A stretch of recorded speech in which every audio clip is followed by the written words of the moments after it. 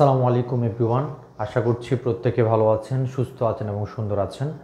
সকলকে আজকের ক্লাসে স্বাগতম। আজকে আমাদের র্যাপিড ব্যাচ 25 হচ্ছে ফার্স্ট অ্যাকাউন্টিং ক্লাস।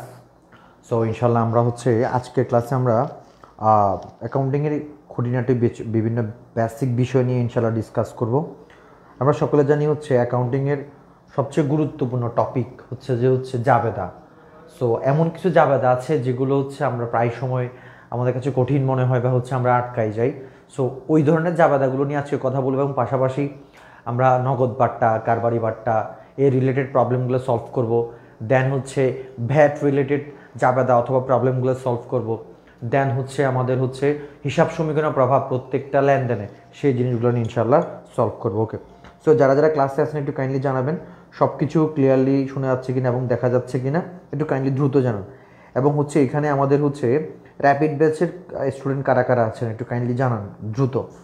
আমরা এখনই আমাদের ক্লাস ইনশাল্লাহ স্টার্ট করব, দেরি করব না।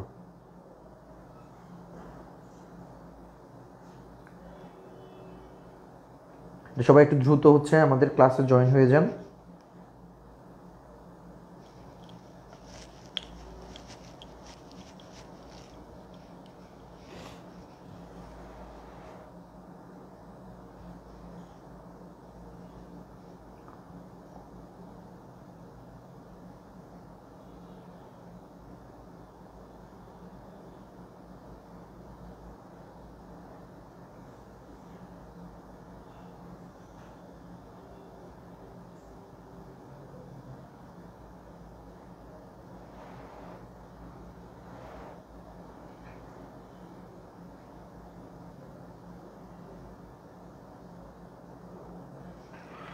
ওকে, আমাকে একটু কাইন্ডলি সবাই জানাবেন এখানে আমাদের র্যাপিড ব্যাচের স্টুডেন্ট কারা কারা আছেন একটু কাইন্ডলি জানান। এবং প্রত্যেকে আপনারা আপনাদের ফ্রেন্ডদেরকে চাইলে মেনশন করতে পারেন আমাদের ক্লাসগুলো, এবং আপনি আপনার ওয়ালে শেয়ার করতে পারেন সো দ্যাট ক্লাসগুলোতে মানুষ অ্যাটেন্ড করতে পারে। কারণ জাবেদাটা সবার জন্য, কমার্সে যারা আছেন তাদের জন্য, এবং ফার্স্ট ইয়ার যারা আছেন তারাও চাইলে ক্লাসটা করতে পারেন, কোনো সমস্যা নেই।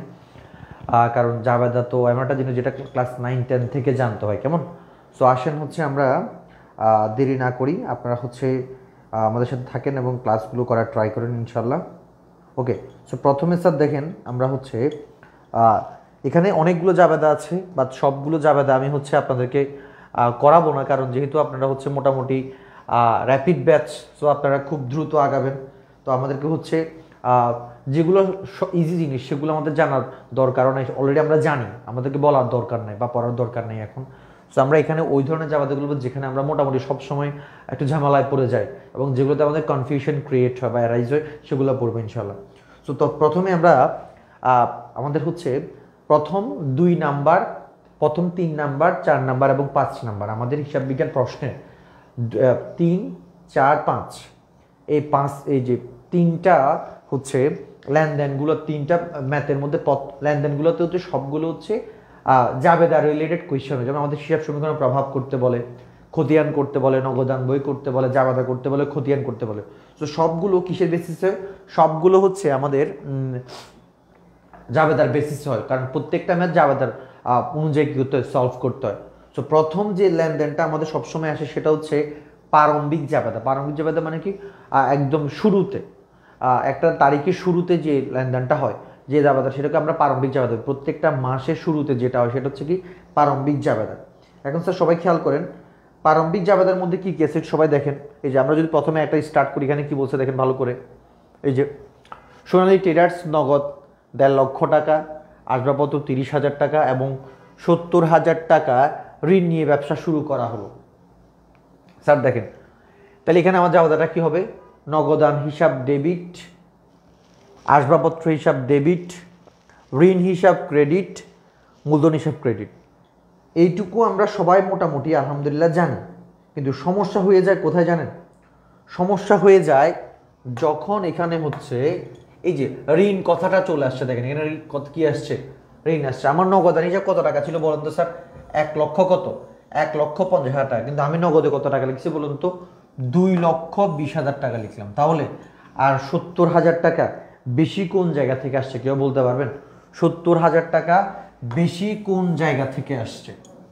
আমার তো নগদে ছিল কত, 1,50,000, কিন্তু আমার 70,000 টাকা বেশি আসছে। তাইলে স্যার দেখেন এখানে 2 লক্ষ, এখানে 1,50,000 হওয়ার কথা, কিন্তু হয়েছে কত বলুন তো? 2,20,000। তাহলে 70,000 টাকা বেশি। আমাদের একটু মাথায় রাখতে হবে স্যার। দেখেন এখানের মধ্যে দেখেন নিজে কি বলছে, ঋণ নিয়ে ব্যবসা শুরু করা হলো। কি নিয়ে? ঋণ নিয়ে।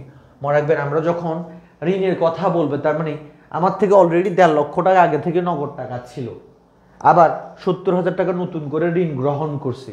তাইলে 1,50,000 আর 70 অ্যাড করলে কত টাকা হয় বলুন তো?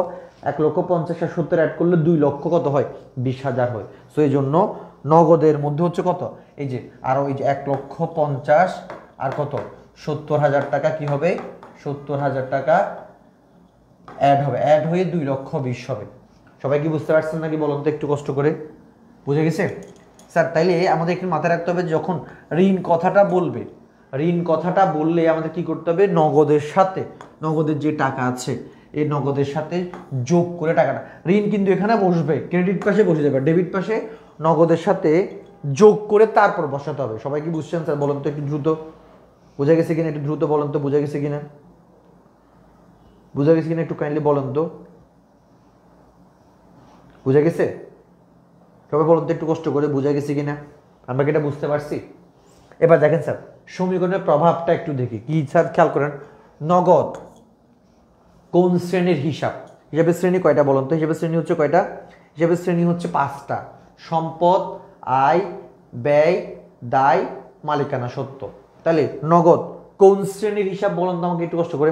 আমরা যারা ক্লাসগুলো করতেছি এতগুলো মানুষ ক্লাস করছি, বাট আমাদের হচ্ছে কোনো রেসপন্স নেই। সো এটা খুবই দুঃখজনক। আপনারা হচ্ছে কমার্সের যদি হয়ে থাকেন তাহলে কাইন্ডলি হচ্ছে রেসপন্স করবেন, কেমন? আপনি বুঝতেছেন কি বুঝতেছেন না একটু কাইন্ডলি জানাবেন, অথবা কোথায় বুঝতেছেন না। আমরা অনেক গুরুত্বপূর্ণ, এটা তো সহজ ছিল। আমরা অনেক ইম্পর্টেন্ট কি পড়বো, জাবেদা পড়বো এখন ইনশাল্লাহ, যেটা আমরা প্রায় সময় আটকায় যাই। সো একটু সবাই দেখেন, সবাই জানান যে হচ্ছে আপনারা বুঝতেছেন কিনা।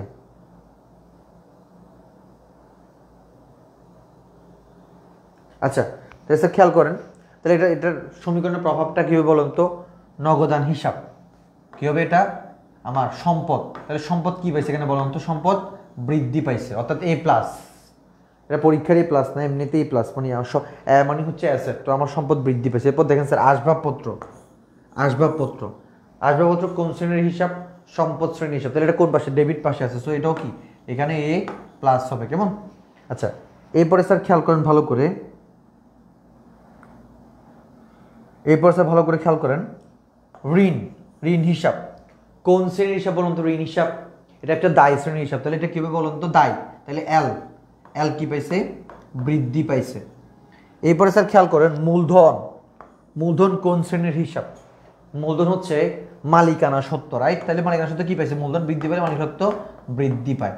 সো তাহলে আমাদের এখানে দেখেন স্যার খেয়াল করেন, এখানে আমার এ বৃদ্ধি, আবার এখানে আসবাবপত্র এবং হচ্ছে কি বলে নগদান বৃদ্ধি, ঋণ বৃদ্ধি এবং মালিকানা সত্ত্ব সবগুলো সমীকরণের সবগুলো কি আসছে?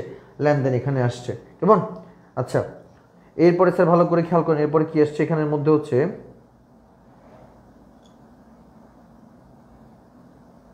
আচ্ছা এরপরে তাহলে আমরা হচ্ছে মোটামুটি 1 নাম্বারটা শেষ। একটু মাথায় রাখবেন এগুলো ডিফারেন্সটা। এবার এখানে কি বলছে স্যার ভালো করে দেখেন, এই জায়গায় এই যে একটু আগের যে ম্যাথটা ছিল সেখানে শুধুমাত্র কি ছিল? লোন ছিল, শুধুমাত্র লোন বা ঋণ। এখানে কি বলছে ব্যাংক ঋণ। তাহলে স্যার এখানে আমাদের এখানে হিসাবটা কেমন হবে, কি বলছে দেখেন স্যার, আনোয়ার ট্রেডিং লিমিটেড নগদ 1.5 লক্ষ টাকা, আসবাবপত্র 50,000 টাকা, ব্যাংক 50,000 টাকা, 50,000 টাকার ব্যাংক লোন নিয়ে ব্যবসা শুরু করলেন। তাহলে স্যার দেখেন ওখানে ছিল শুধুমাত্র লোন বা হচ্ছে ঋণ, আর এখানে কি বলেন তো, এখানে হচ্ছে কি ব্যাংক ঋণ বা হচ্ছে ব্যাংক লোন। তাহলে ব্যাংক ঋণ আর ব্যাংক লোন দুইটা সেম কথা। ওখানে আমরা কি করছি, ব্যাংক শুধুমাত্র লোন যখন বলবো দেখেন তখন তাহলে আমাদের কি করতে হবে, নগদের সাথে ঋণের টাকাটা যোগ করতে হবে।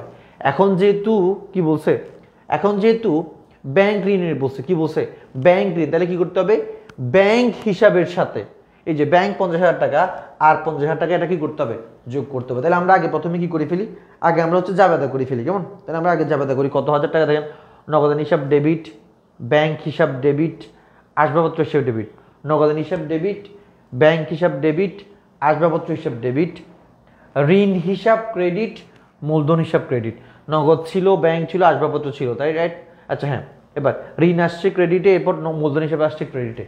আচ্ছা এবার দেখেন স্যার আমরা সবাই হচ্ছে তাহলে এগুলা যোগ করি। এই যে নগদান হিসাব 1,50,000, এই যে 1,50,000 বসালাম। এরপরে ব্যাংক হিসাব আগে থেকে এখানে কত ছিল, 50 ছিল, এই যে আগে থেকে 50 ছিল, কিন্তু লিখছি কত 1 লক্ষ টাকা। কারণ কেন, আমার এখানে ব্যাংক ঋণ ছিল কত হাজার টাকা, 50। তাহলে 50 দুটা যোগ করলে কত হবে, 1 লক্ষ টাকা। তাহলে এই যে ব্যাংক হিসাব 1 লক্ষ টাকা লিখলাম। এরপর আসবাবপত্র হচ্ছে কত হাজার, আসবাবপত্র হচ্ছে 50,000 টাকা, সো এটাও লিখলাম। এবার ঋণ ক্রেডিট, সো ঋণ লিখলাম 50,000 টাকা। তাহলে আমরা এবার কি দেখেন স্যার, এখানে মূলধনটা সবাই বের করতে পারেন তো, রাইট? দেখেন সবগুলো সম্পদ অর্থাৎ ডেবিট পাস, এই যে সবগুলো সম্পদ যোগ করব। এই যে 1 লক্ষ, 2 লক্ষ, 3 লক্ষ, রাইট? 3 লক্ষ টাকা। এই 3 লক্ষ টাকা থেকে এই দায়, যেটা সবগুলো সম্পদ থেকে দায় মাইনাস করলে আমাদের মূলধন পাওয়া যায়। এটা কীভাবে পারবো তো, এই যে সবগুলো সম্পদ থেকে দায় মাইনাস করলে কি পাওয়া যাবে, মূলধন পাওয়া যাবে। সবাই কি এটা বুঝতে পারছেন স্যার? তাহলে প্রারম্ভিক জাবেদা কি পারা যাবে তো নাকি? জাস্ট এখানে মাথায় রাখতে হবে কি, প্রারম্ভিক জাবেদার ক্ষেত্রে হচ্ছে কি আমাদের ঋণ যদি দেওয়া থাকে সেটা শুধু ঋণ নাকি ব্যাংক ঋণ। শুধু ঋণ হলে নগদের সাথে যোগ হবে, আর ব্যাংক ঋণ হলে একটা ব্যাংক হিসাব হবে, অথবা ব্যাংক হিসাব থাকলে তার সাথে যোগ করতে হবে। সবাই কি এটুকু বুঝতে পারছেন নাকি বলুন তো একটু দ্রুত?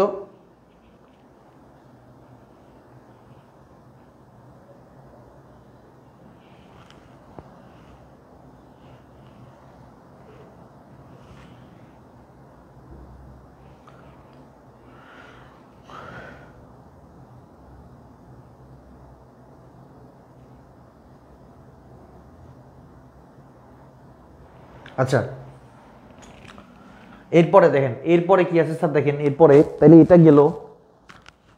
এখানে আরেকটা জিনিস আসতে পারে, সেটা হচ্ছে পণ্যদ্রব্য।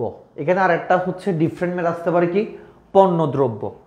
অনেকে আমরা পণ্যদ্রব্যের হচ্ছে এখানে প্রারম্ভিক জাবেদায় পণ্যদ্রব্য চলে আসলে এটা আমরা পারি না, সবগুলো আগের মতো থাকবে, জাস্ট পণ্যদ্রব্যের জায়গায় ক্রয় হিসাব ডেবিট পাশে বসবে, মনে থাকবে?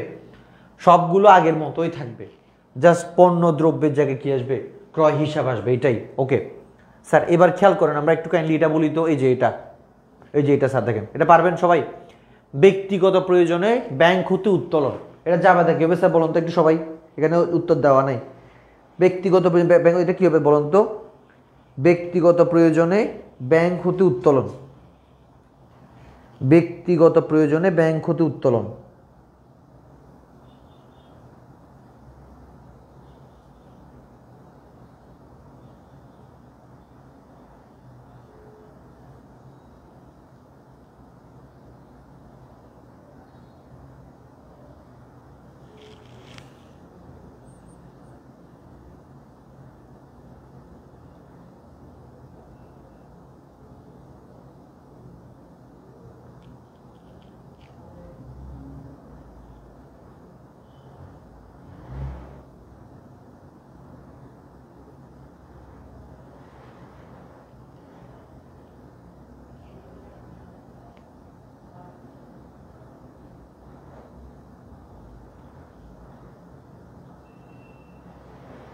গুড। উত্তোলন হিসাব ডেবিট, ব্যাংক হিসাব ক্রেডিট, তাই না? কি হবে এটা বলুন তো?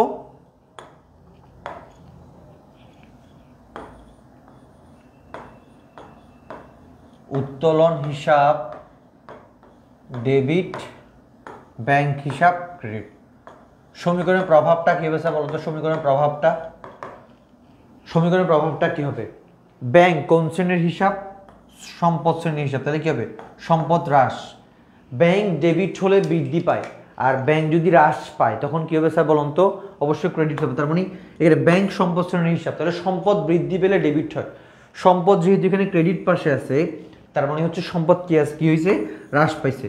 স্যার এবার বলুন তো উত্তোলন হিসাব, উত্তোলন এর জন্য সমীকরণে কোন দিকটা আসবে? উত্তোলনের জন্য সমীকরণের কোন দিকটা আসবে? একটু সবাই দ্রুত বলুন তো, উত্তোলনের জন্য সমীকরণের কোন দিকটা আসবে উত্তোলনের জন্য?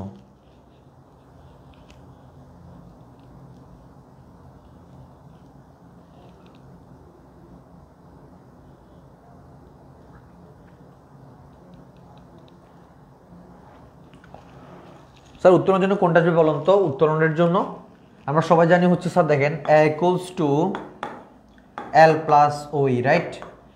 এই ওইকে যদি হচ্ছে আমরা ভাঙি তাহলে আমরা কি পাই দেখি তো? ওইকে যদি আমরা ভাঙি তাহলে কি পাই বলুন তো? সি, দেখাই তো যাচ্ছে না, সি প্লাস আর মাইনাস ই মাইনাস ডি।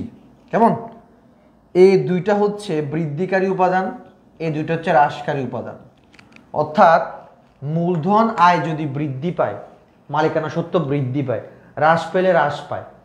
আর এগুলো যদি বৃদ্ধি পায়, মালিকানা সত্ত্ব হ্রাস পায়। যেমন উত্তোলন আর ই মানি এক্সপেন্স, রাইট? ই মানি কি? ই মানি কি বলুন তো? ই মানি এক্সপেন্স, এটা চলে গেছে কেন? ই মানি হচ্ছে এক্সপেন্স আর ড্রয়িং এক্সপেন্স হচ্ছে উত্তোলন। ব্যয় এবং উত্তোলন যদি বৃদ্ধি পায়, মালিকানা সত্ত্ব হ্রাস পায়। তাহলে আমার উত্তোলন এখানে কি পাইছে স্যার বলুন তো? এখানে উত্তোলন কি হয়েছে? বাড়ছে। তাহলে মালিকানা সত্ত্ব কি হবে? ওইও কি পাবে? হ্রাস পাবে। মনে রাখবেন স্যার, ব্যয়, এই যে মূলধন, চারটা জিনিস: মূলধন, আয়, ব্যয়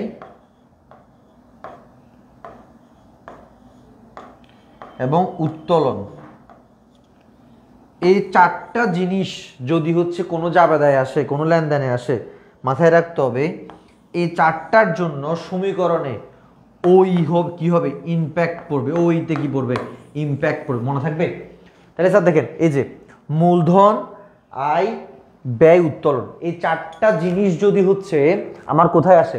কোনো লেনদেনে আসে বা কোনো জাবেদায় যদি আসে, তাহলে আমাদের মাথায় রাখতে হবে সমীকরণের প্রভাব দেখানোর জন্য কি করতে হবে বলুন তো? আমার মালিকানা সত্যটা নিয়ে আসতে হবে। সবাই কি বুঝতে পারছেন নাকি একটু বলতে? এখানে কি হবে? ওই হ্রাস পাবে, সম্পদ কি পাবে? হ্রাস পাবে। সবাই বুঝতে পারছেন নাকি একটু দ্রুত বলুন তো? পারা যাবে ইনশাল্লাহ? ওকে, তাহলে এটা পারবো। এরপরে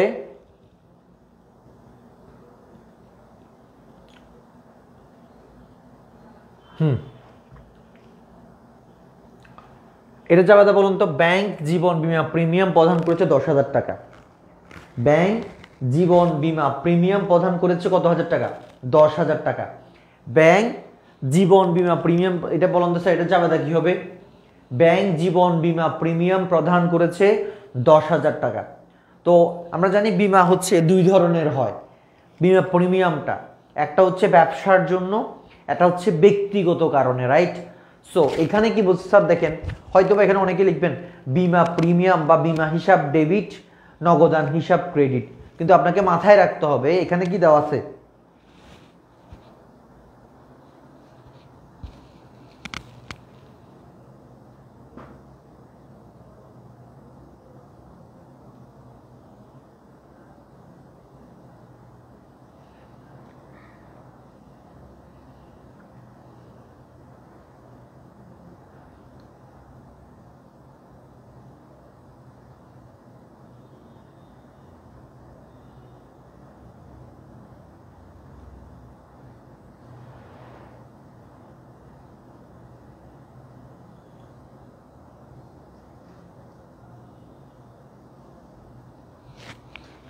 স্যার দেখেন, তাইলে এটা অ্যান্সার কি হবে স্যার? দেখেন, বিমা প্রিমিয়াম দুই ধরনের হয়। একটা হচ্ছে কি জীবন বীমা প্রিমিয়াম, ব্যক্তিগত কারণে প্রিমিয়াম, আর একটা হচ্ছে কি ব্যবসায়িক কারণে। ব্যবসায়িক কারণে যদি কোনো প্রিমিয়াম হয় সেটা হবে বিমা প্রিমিয়াম হিসাব ডেবিট, নগদান হিসাব ক্রেডিট। কিন্তু স্যার দেখেন এখানে কি বলছে, জীবন বিমা। দেখেন স্যার আমরা জানি ব্যবসার ক্ষেত্রে জীবন বলতে কিছু নাই, ব্যবসার ক্ষেত্রে ব্যবসায়িক লেনদেন, তাইলে জীবন বিমা, তাইলে এটা কার হবে, জীবন বিমাটা হচ্ছে কোনো একজন ব্যক্তি, তার মানে এটা ব্যবসায়ীর কথা বুঝতে পারছেন। তাহলে এখানে আমাদের এখন কি করতে হবে বলুন তো, এখানে হবে হচ্ছে উত্তোলন হিসাব ডেবিট। কি হবে বলুন তো, উত্তোলন আসবে, কারণ ব্যক্তিগত কারণে কোনো নগদ টাকা কি করা হয়েছে এখান থেকে ব্যবসা থেকে নেওয়া হয়েছে, তাহলে কি হবে উত্তোলন হিসাব ডেবিট। কেমন, উত্তোলন হিসাব ডেবিট। এরপরে স্যার দেখেন কি হবে, নগদান হিসাব ক্রেডিট, নগদান হিসাব ক্রেডিট। কেমন, নগদান হিসাব ক্রেডিট, বুঝে গেছে। তাহলে স্যার ব্যক্তিগত কারণে যদি কোনো টাকা উত্তোলন করা হয়, যেমন এখানে যদি বলতো এই যে ছেলে মেয়ের স্কুলের বেতন পরিশোধ, তারপর ঘর ভাড়া পরিশোধ, বাড়ির বিদ্যুৎ বিল পরিশোধ, যাই বলুক, ব্যক্তিগত কোনো কারণে যদি ব্যবসা থেকে টাকা চলে যায়, ব্যক্তিগত কোনো কারণে যদি ব্যবসা থেকে টাকা চলে যায়, তখন সেটাকে আমরা শুধুমাত্র উত্তোলন নামে চিনবো। কি হবে বুঝে গেছে, তাহলে উত্তোলন হিসাব ডেবিট, তারপর হচ্ছে কি আমাদের এখানে নগদান হিসাব ক্রেডিট। তো এটা জাবেদা কি হবে, সেম আগের মতো। আগে জাবেদা কি হবে স্যার বলুন তো একটু দ্রুত। জাবেদা হবে হচ্ছে, জাবেদা লিখলাম, সমীকরণ কি হবে, এই যে নগদ কোন নগদ সম্পদ শ্রেণীর হিসাব, রাইট। তাহলে কি হবে, সম্পদ হ্রাস পাইছে না, সম্পদ ক্রেডিট মানে কি সম্পদ হ্রাস পাইছে। এবার দেখেন স্যার উত্তোলন হিসাব, উত্তোলন কোন শ্রেণীর হিসাব বলুন তো, উত্তোলন হচ্ছে মালিকানা সত্ত্ব মধ্যে পড়ে, রাইট। তাহলে কি হবে এখানের মধ্যে বলুন তো, এই যে উত্তোলন মালিকানা সত্ত্বের মধ্যে পড়ছে, তাহলে উত্তোলন ডেবিট, তার মানে উত্তোলন বৃদ্ধি পাইছে। আর উত্তোলন যদি বাড়ে মালিকানা সত্ত্ব কি হবে, মালিকানা সত্ত্ব হ্রাস পাবে। বুঝছেন সবাই?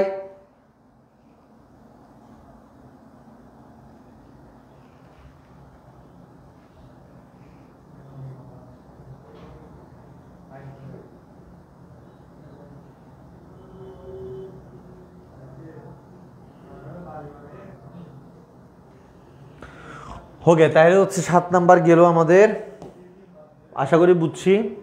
এবার স্যার দেখেন এটা হচ্ছে আমরা অনেকে পারি না, যেমন পড়ালেখা লিমিটেডের শেয়ার ক্রয়, তারপর হচ্ছে কি এক্স ওয়াই কোম্পানির জেড কোম্পানির শেয়ার ক্রয় বা বন্ড ক্রয়, শেয়ার কিনুক বা বন্ড কিনুক, মনে রাখবেন একটা কোম্পানি যখন আর একটা কোম্পানির শেয়ার বন্ড বা কিছু ক্রয় করে, বুঝতে হবে ওটা হচ্ছে, অর্থাৎ আপনি নিজে কিনতেছেন, তাহলে আপনি কোনো একটা জায়গায় ইনভেস্ট করতেছেন।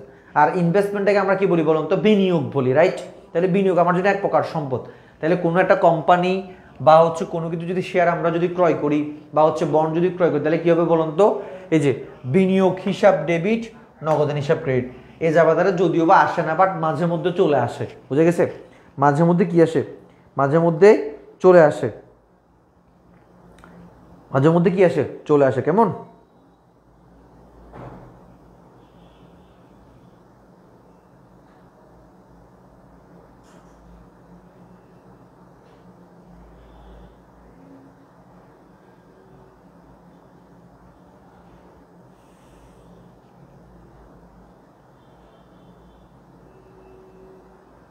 ওকে। তাহলে সেখানে কি হবে বলুন তো, এই যে পড়ালেখা লিমিটেডের শেয়ার ক্রয় কত হাজার টাকা, 50,000 টাকা, তাহলে জাবেদা কি হবে, বিনিয়োগ হিসাব ডেবিট, নগদান হিসাব কি হবে, ক্রেডিট হবে।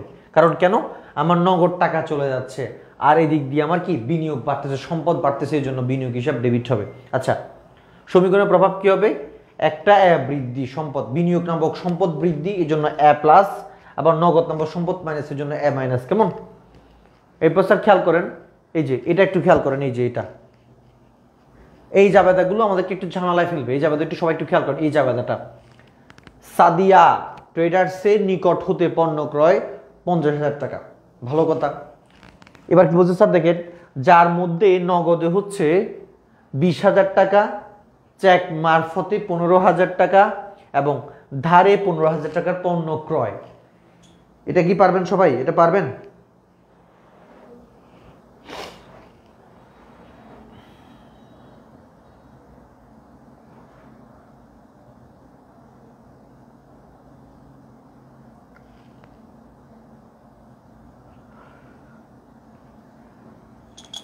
দেখেন, সাদিয়া ট্রেডার্সের নিকট হতে পণ্য ক্রয় কত হাজার টাকা, 30,000, 50,000 টাকা, অর্থাৎ 50,000 টাকা প্রোডাক্ট আমি ক্রয় করছি, যা নগদে হচ্ছে 20,000 টাকার পণ্য আসছে, তারপর চেক মারফতে হচ্ছে কত 15,000 টাকা, অর্থাৎ 50,000 টাকা পণ্য ক্রয় করে তাকে নগদে দিছি আমি কত হাজার টাকা, 20,000 টাকা নগদে দিছি, ব্যাংকের মাধ্যমে দিছি কত 15,000 টাকা, এবং ধারে দিছি কত হাজার টাকা 15,000 টাকা। তাহলে এটা জাবেদা কি হবে স্যার? দেখেন যখন দেখেন এরকম জাবেদা যখন আপনার কাছে আসবে তখন আপনার প্রথম এবং প্রধান কাজ হচ্ছে কি জানেন? প্রথম হচ্ছে আপনি তাকে কি করে দেবেন, আপনি প্রথমে ক্রয় হিসাবটা লিখে ফেলবেন বা বিক্রয় হিসাব লিখে ফেলবেন। তাহলে আমি লিখলাম ক্রয় হিসাব ডেবিট 50,000 টাকা। তো আচ্ছা, টাকার ফিগারটা পরে আমরা হচ্ছে আগে কি করব, সবগুলো জাবেদা লিখে ফেলবো। ক্রয় হিসাব ডেবিট ব্যাংকের মাধ্যমে দিলাম, তাহলে এই জন্য ব্যাংক হিসাব ক্রেডিট, তাহলে ব্যাংকের টাকা কমে গেছে। তারপর নগদে দিয়েছিলাম, তাহলে নগদ টাকা কমে, নগদের হিসাব ক্রেডিট। এরপর প্রদয় হিসাব ক্রেডিট, কারণ আমার পাওনাদার, এই জন্য হচ্ছে আমি কি হচ্ছে দায় বাড়বে। তো তাহলে আমরা আগে জাবেদা সবগুলো লিখে ফেললাম। ক্রয় হিসাব ডেবিট, কারণ ক্রয় করছি এই জন্য। ব্যাংক ক্রেডিট আসবে, কারণ ব্যাংকের মাধ্যমে টাকা প্রদান করছি, নগদ দিয়েছি, নগদ হিসাব ক্রেডিট আসবে। এরপর প্রদয় হিসাব, আরও 15,000 টাকা পাই, 15,000 টাকার আমার পাওনাদার সৃষ্টি হয়েছে, এই জন্য 15,000 টাকা এখানে বসবে। কেমন? আচ্ছা, এবার টাকার ফিগারটা কীভাবে বসাবো স্যার দেখেন ভালো করে।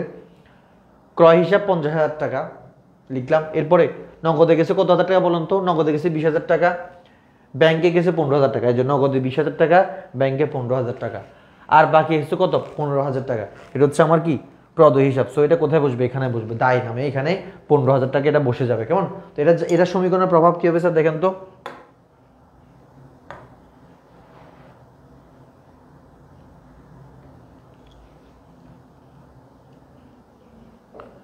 সমীকরণের প্রভাবটা কি হবে দেখেন, এই যে প্রদয় হিসাব হচ্ছে দায় শ্রেণীর হিসাব। কেমন? তো কি হবে এখানের মধ্যে, দায় হচ্ছে কি পাবে, দায় বৃদ্ধি পাবে, এল কি হবে, এল বৃদ্ধি হবে। সো এই জন্য এল প্লাস।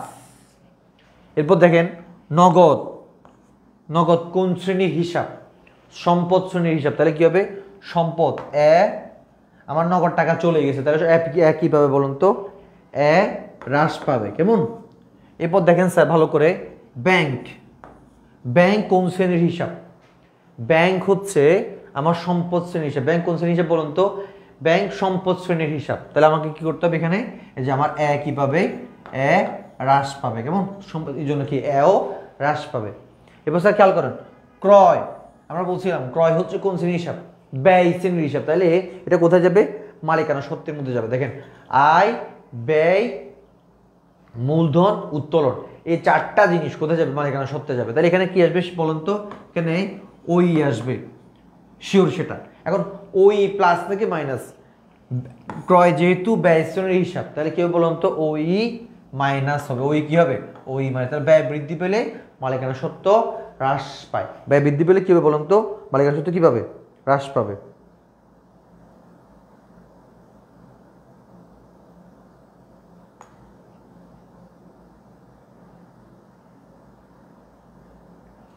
ব্যয় বৃদ্ধি পেলে মালিক সত্ত্ব কিভাবে বলুন তো? হ্রাস পাবে। ওকে, ডান। আচ্ছা স্যার, এবার দেখেন এটা একটু দেখি। আকাশ ট্রেডিং এর নিকট হতে পণ্য ক্রয় 1 লক্ষ টাকা, যার মধ্যে নগদে 40%, নগদে কত পার্সেন্ট? 40%, চেক মারফত 10%, আর 50% হচ্ছে ধারে পণ্য ক্রয় করা হবে। তাহলে কি স্যার বলুন তো? এই যে 1 লক্ষ টাকার প্রোডাক্ট পারচেজ করছি, সেখানের মধ্যে স্যার দেখেন আমি নগদ পণ্য ক্রয় করছি, কিন্তু 1 লক্ষ টাকা প্রোডাক্ট পারচেজ করছি, নগদে পরিশোধ করছি 40%, চেকে পরিশোধ করছি কত পার্সেন্ট? 40%, এবং 50% পরিশোধ করছি কিসে? ধারে। তাইলে স্যার বলুন তো, আমরা আগে জাবেদাটা লিখে ফেলি। জাবেদাটা কি হবে একটু দেখেন, আগের মতো ক্রয় হিসাব ডেবিট, ব্যাংক হিসাব ক্রেডিট, নগদান হিসাব ক্রেডিট, প্রদয় হিসাব কি? প্রদয় হিসাব ক্রেডিট। তাহলে স্যার দেখেন আমি প্রথমে পণ্য ক্রয় করছি কত লাখ টাকা, এটা তো ভুল হয়েছে মেবি এখানে। আচ্ছা, এখানের মধ্যে একটু ভুল হয়েছে, টাকার ফিগারটা আমি ঠিক করে দিচ্ছি। এই যে এখানে টাকার ফিগার সবগুলো ভুল হয়েছে এগুলো। ওকে, সবাই একটু দেখেন স্যার। তাইলে আমি কত হাজার টাকার পণ্য ক্রয় করছি বলুন তো? 1 লক্ষ টাকার। কেমন? তাহলে আমার ক্রয় হিসাবে কত টাকা আসবে বলুন তো? ক্রয় হিসাবে 1 লক্ষ টাকা চলে আসবে। কেমন? এবার দেখেন কি বলছে, যার মধ্যে নগদে 40%। তাইলে আমি নগদ টাকা পে করছি কত? 40%। তাহলে 1 লক্ষ টাকা 40% কত হাজার? 40,000 টাকা। কত হাজার টাকা? 40,000 টাকা। এরপর চেকে দিছি কত পার্সেন্ট? 10%, অর্থাৎ ব্যাংকে যে কত পার্সেন্ট, 10%, তাহলে 1 লক্ষ টাকা 10% হচ্ছে 10,000 টাকা। সো এই যে 10,000 টাকা লিখলাম। আচ্ছা, এবার কি বুঝছে দেখেন, ধারে বাকি টাকা পুরোটা হচ্ছে কি 50% হচ্ছে কি ধারে। তাহলে আমি 1 লক্ষ টাকা থেকে হচ্ছে এই যে এখানে ব্যাংকে দিলাম 10,000 টাকা, নগদে দিলাম কত 40,000 টাকা, তাহলে বাকি থেকে কত 50%। সো এটা হচ্ছে 50,000 টাকা। তাহলে আমার কাছে আর কত টাকা পাবে সে বলুন তো, 50,000 টাকা আমার কাছে আর পাবে। বুঝে গেছে? সো আমরা তাহলে ইতিমধ্যে হচ্ছে মোটামুটি 10টা জাবাদা পড়ে ফেলছি আলহামদুলিল্লাহ। আচ্ছা, এরপরে স্যার তাহলে আমরা কি এটা পারবো? সমীকরণের প্রভাব তো আগের মতো, ওই হ্রাস, হ্রাস, আবার এখানে হ্রাস এবং দায় বৃদ্ধি। বুঝে গেছে? আচ্ছা,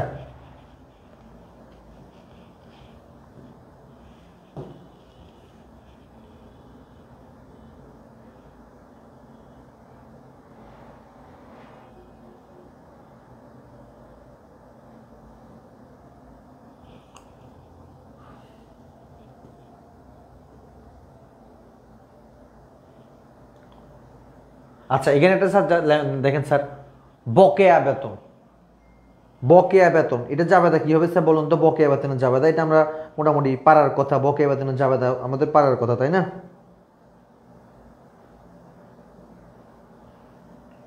অর্থাৎ কি বকেয়া বেতন মানে কি, যে বেতনটা আমি এখনো দিই নাই তাহলে আমাকে দিতে হবে। তো আমরা জানি হিসাব বিজ্ঞানের হচ্ছে ভিত্তি হচ্ছে দুইটা, হিসাব বিজ্ঞান দুই ধরনের ভিত্তি, একটা হচ্ছে কি নগদান ভিত্তিক হিসাব বিজ্ঞান, একটা হচ্ছে বকেয়া ভিত্তিক হিসাব বিজ্ঞান। সো বর্তমানে হচ্ছে নগদান ভিত্তিক হিসাব বিজ্ঞান করা হয় না, বকেয়া ভিত্তিক হিসাব বিজ্ঞান। বকেয়া ভিত্তিক হিসাব বিজ্ঞানের মূল কথা হচ্ছে আমার আয় অথবা ব্যয় যদি সংগঠিত হয়ে যায়, নগদ টাকা পাচ্ছি কি পাচ্ছি না সেটা ফ্যাক্ট না, ফ্যাক্ট হচ্ছে আমার আয় এবং ব্যয় যদি হয়ে যায় সংগঠিত, যেমন আমার খরচ অথবা আয় যদি হয়ে যায় সেটাকে আমি আয় হিসেবে গণ্য করব, আর ব্যয় হয়ে গেছে কিন্তু নগদ টাকা দিই নাই তো সেটাকে ব্যয় হিসেবে গণ্য করব। এখন আমি বেতন, সাপোজ বেতনটা হচ্ছে আমি প্রধান বেতন, বেতন আমি সেবা নিয়ে ফেলছি কারো থেকে কিন্তু তাকে তার বেতনটা দিই নাই, তাহলে বেতনটা দিতে হবে, খরচ হিসেবে গণ্য করতে হবে। তাহলে বকেয়া বেতনের জাবেদা কি হবে? বেতন হিসাব ডেবিট, যেহেতু এখনো দিই নাই দিতে বাধ্য, তাহলে দায় সৃষ্টি করতে হবে, তাহলে আমার ব্যয় বাড়াইতে হবে। মনে রাখবেন বকেয়া বেতন মানে বকেয়া বেতন, বেতন মানে হচ্ছে ব্যয়, তাহলে এটা আমাকে ব্যয়কে, ব্যয়ে এটা বকেয়া আছে, ব্যয়টাকে এখন কি করতে হবে? আমাকে অ্যাডজাস্ট করতে হবে। অ্যাডজাস্ট কিভাবে করতে হবে? ব্যয় বাড়াতে হবে এবং দায় বাড়াতে হবে। ব্যয় বাড়াবো এবং দায় কেন বাড়াবো? কারণ টাকাটা যেহেতু এখন দিই নাই, ভবিষ্যতে দিব, দ্যাটস ওয়াই আমি বকেয়া বেতন লিখবো। তাহলে কি হবে বলুন তো? বেতন হিসাব ডেবিট এবং বকেয়া বেতন হিসাব ক্রেডিট। এখানে যদি কোনো জায়গায় এই যে ভাড়া বলতো বকেয়া ভাড়া, তাহলে সেম হতো, যে কোনো প্রকার বকেয়া ভাড়া জাবেদা হচ্ছে কি এই সেম, ব্যয় হিসাব ডেবিট আর বকেয়া ব্যয় হিসাব ক্রেডিট। তাহলে ভাড়া হলে কি হইতো? ভাড়া হিসাব ডেবিট, বকেয়া ভাড়া হিসাব ক্রেডিট। মজুরি হলেও সেম, মজুরি হিসাব ডেবিট, বকেয়া মজুরি হিসাব ক্রেডিট। সো তাহলে ঠিক আছে স্যার, আমরা হচ্ছে আজকে মোটামুটি বেশ কিছু জাবেদা ডিসকাস করছি। তো আজকে আমরা ইনশাল্লাহ নেক্সট ক্লাসে ট্রাই করবো আরও কিছু জাবেদা অথবা হচ্ছে বেসিক জিনিসগুলো নিয়ে আলোচনা করার জন্য। তো সকলে হচ্ছে ভালো থাকেন, অনেক বেশি সুস্থ থাকেন, দেখা হবে নেক্সট ক্লাসে। সে পর্যন্ত সবার জন্য দোয়া এবং ভালোবাসা রইল। আসসালামু আলাইকুম।